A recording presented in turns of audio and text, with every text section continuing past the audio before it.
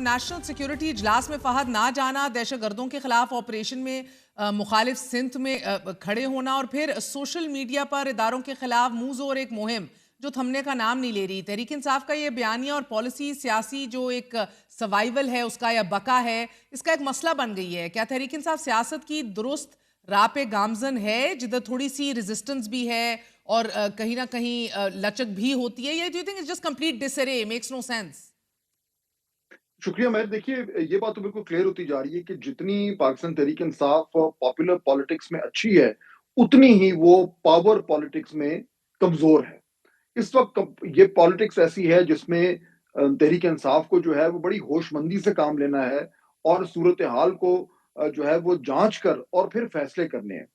لیکن یہاں پہ لگ یوں رہا ہے کہ وہ بالکل اسی طریقے سے وہ سیاست کر رہے ہیں جیسے کہ وہ جو ہے وہ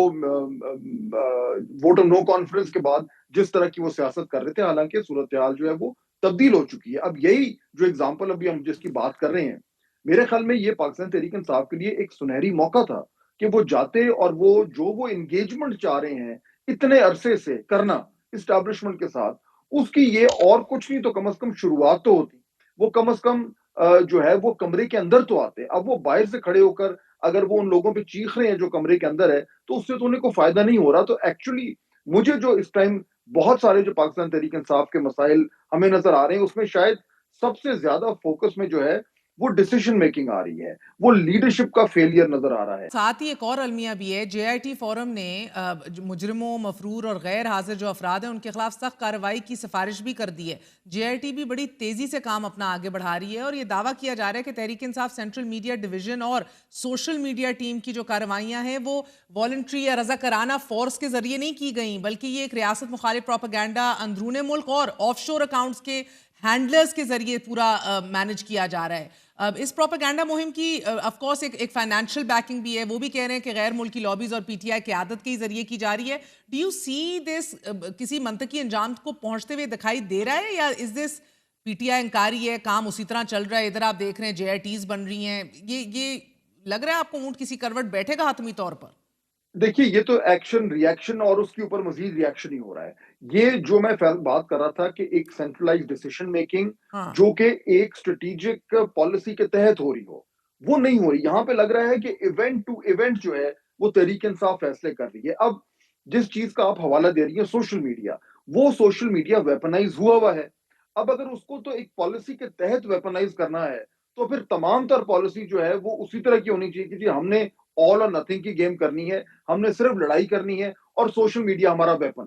لیکن اگر آپ کی پالیسی وہ نہیں ہے، آپ انگیجمنٹ کرنا چاہ رہے ہیں، تو پھر سوشل میڈیا آپ کا کچھ اور کر رہا ہے، آپ کے سیاسی میدان میں جو لوگ ہیں وہ کچھ اور فیصلہ کر رہے ہیں اور عمران خان صاحب کچھ اور بات کر رہے ہیں۔ تو میرے خیال میں اس لیے جو کنفیوژن نظر آ رہا ہے وہ اس کی بنیاد یہ ہے کہ اسٹیبلشمنٹ کی طرف سے بھی شاید سوال یہ پوچھا جا رہا ہے کہ آخر پی ٹی آئی چاہتی کیا ہے۔ فہد یہ بتائیے گا کہ ماحول مزید تنگ کیا جا رہا ہے، عید کے بعد شروع ہونے والا جو ان کا احتجاجی تحریک ہے جس کے حوالے سے انہیں کمیٹیاں بھی تشکیل دے دی ہیں، کیا حکومتی پیش قدمی یا بندوبست آپ اس کو اس طور پہ دیکھ رہے ہیں؟ ساتھ ہی کل ہی رانا ثناء اللہ صاحب نے مجھے کہا، ہمیں بتایا کہ اگر یہ درخواست دیں گے تو پیرول پہ عمران خان کو باہر لے کر آنا اور اس اجلاس کا 2-4 گھنٹے حصہ بنانا،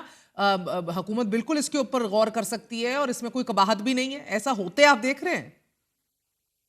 دیکھیے میرے خیال میں اس ٹائم گورنمنٹ کی ضرورت ہے کہ یہ جو دہشت گردی کے خلاف جو ایک پالیسی بن رہی ہے اس میں ایک پولیٹیکل کنسنسس ہو۔ عام حالات میں تو مجھے بالکل بھی نظر نہیں آ رہا کہ عمران خان صاحب کو کسی بھی طریقے سے باہر لایا جائے گا، لیکن یہ ایک ایسا معاملہ ہے جس میں اگر ایسا ہوتا ہے تو میں پرسنلی سرپرائز نہیں ہوں گا، کیونکہ there is a lot that is being invested into this policy. اور خیبر پختونخوا میں خاص طور پر